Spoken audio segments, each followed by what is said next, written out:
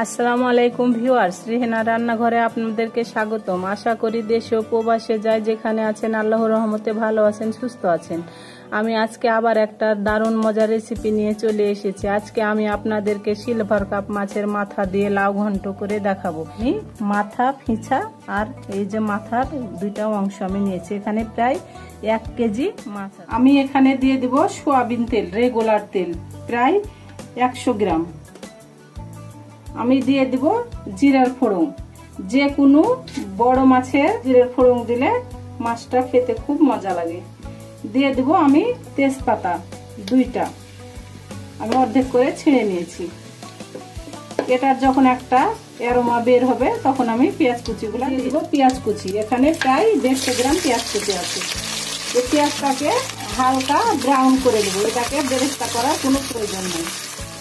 পেঁয়াজটা আমার হালকা ব্রাউন হয়ে গেছে, এটা বেরেস্তা করার প্রয়োজন নাই। এবার আমি এক এক করে বাটা মশলাগুলো দিয়ে দিব। আমি দিয়ে দিব জিরা বাটা 1 চামচ। আপনারা চাইলে জিরার গুঁড়াও ব্যবহার করতে পারেন, তবে আমি জিরার গুঁড়া ব্যবহার করব না। আমি দিয়ে দেবো লবণ স্বাদ অনুযায়ী। লবণটা দিলে আদা রসুনটা ছিটকিবে না। আমি দিয়ে দেবো আদা বাটা 1 চামচ, রসুন বাটা 1 চামচ। লাউয়ে কিন্তু খুব অল্প পরিমাণ মশলা দিতে হয়, তাহলে লাউটা খেতে খুব মজা লাগে। লাউয়ে বেশি মশলা দিলে লাউয়ের টেস্টটাই নষ্ট হয়ে যায়। আমি এবার অল্প করে পানি দিয়ে দেবো। আমি এবার মশলাটাকে ভালো করে 2-3 মিনিট কষে নেব। আদা রসুনের যে একটা কাঁচা গন্ধ আছে তাহলে সেটা চলে যাবে।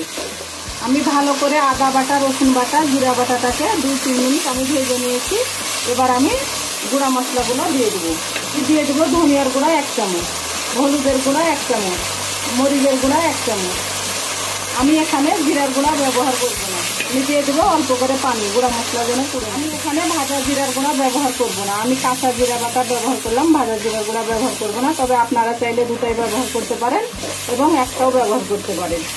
যে আমি বারবার বলি, যেরকম লবণটা আমরা স্বাদ অনুযায়ী ব্যবহার করি সেরকম হলুদটাও অবশ্যই আপনাদেরকে, হলুদ না, প্রত্যেকটা মশলায় আপনাদেরকে স্বাদ অনুযায়ী ব্যবহার করতে হবে। কম যদি মাছ মাংসের পরিমাণ কম হয় মশলাটা কম ব্যবহার করবেন, যদি বেশি হয় তাহলে বেশি ব্যবহার করবেন। আমি মশলাটাকে ভালো করে 5 থেকে 7 মিনিট কষে নিয়েছি, কারণ মশলাটা দেওয়ার পরে অবশ্যই 5 থেকে 7 মিনিট কষে নেবেন, নইলে মশলার যে একটা কাঁচা গন্ধ আছে সেটা থেকে যাবে। সেটা থেকে গেলে খেতে ভালো লাগবে না, যে কোনো রেসিপির স্বাদটাই নষ্ট হয়ে যাবে। আমি একটা ফিঁচা দিয়েছি, আমি একটা মাথা ব্যবহার করলাম। মাথাটার পরিমাণ খুব বড়। আমি এবার অল্প করে পানি দিয়ে দিই, দিয়ে আমি ভালো করে আমি মাথাটাকে, আমরা যেহেতু কাঁচায় মাথা রান্না করছি, তবে আপনারা চাইলে মাথাটা ভেজেও রান্না করতে পারেন। তবে লাউ দিয়ে ঘন্ট করলে, কাঁচা কষিয়ে রান্না করলে বেশি খেতে মজা লাগে। আমি এবার ঢাকনা দিয়ে ঢেকে প্রায় 10 মিনিট আমি কষে নিব। 10 মিনিট পরে আমি ফিরে আসছি। এবার ঢাকনাটা আমি উঠিয়ে নিব। আমি ভালো করে মাছের মাথা আর মাছের ফিঁচাটাকে কষে নিয়েছি।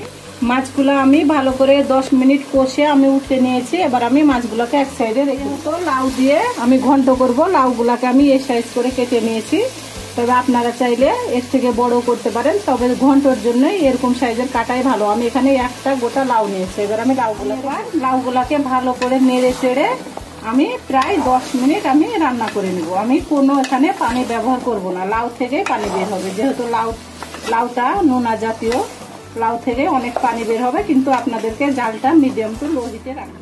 আমি এবার ঢাকনাটা উঠিয়ে নেব। আমি লাউয়ে 1 ফোঁটাও পানি ব্যবহার করিনি। দেখুন আমার লাউ থেকে পানি বের হয়ে গেছে এবং আমার লাউটা সিদ্ধ হয়ে গেছে।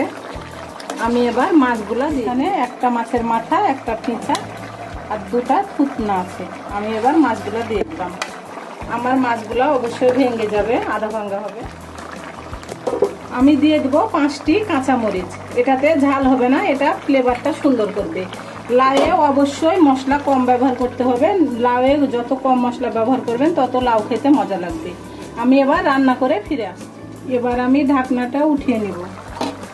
আমি একেবারে রান্না করে ফিরে আসলাম। আমি যেভাবে রান্না করলাম লাউ দিয়ে, সিলভার কাপের মাছের মাথা, যে কোনো মাছ দিয়ে করতে পারবেন। একবার হলো আমি যেভাবে রান্না করলাম সেভাবে রান্না করে খেয়ে দেখুন। এটা অসম্ভব একটা মজার রেসিপি। আমি এবার পরিবেশন করে নেব। আপনারা রুই, কাতল, মিরকা, পাঙ্গাস, সিলভার কাপ, যে কোনো মাছ দিয়ে করতে পারবে। হয়ে গেছে আমার পরিবেশন করা। আশা করি আমার রেসিপিটা অবশ্যই ভালো লাগবে। যদি ভালো লাগে তাহলে আমার চ্যানেলটিতে লাইক, কমেন্ট, শেয়ার করতে ভুলবেন না। সাবস্ক্রাইব করার অনুরোধ রইল। আর আমার চ্যানেলটিতে যারা লাইক, কমেন্ট, শেয়ার করেছেন এবং সাবস্ক্রাইব করেছেন তাদের জন্য রইল আমার পক্ষ থেকে অনেক অনেক দোয়া ও ভালোবাসা। আপনারা আমাকে সাপোর্ট করুন, আমার পাশে থাকুন। এই চ্যানেলটিতে সব থেকে বেশি প্রয়োজন আপনাদের সাপোর্টের। আপনারা যদি আমাকে সাপোর্ট না করেন, আমার পাশে না থাকেন, তাহলে আমি কোনোদিন এই চ্যানেলটি নিয়ে সামনে এগিয়ে যেতে পারবো না। তাহলে আজকের মতো এখানে বিদায়। আবার অন্য কোনো রেসিপি নিয়ে আসবো। সবাই ভালো থাকবেন। আল্লাহ হাফেজ।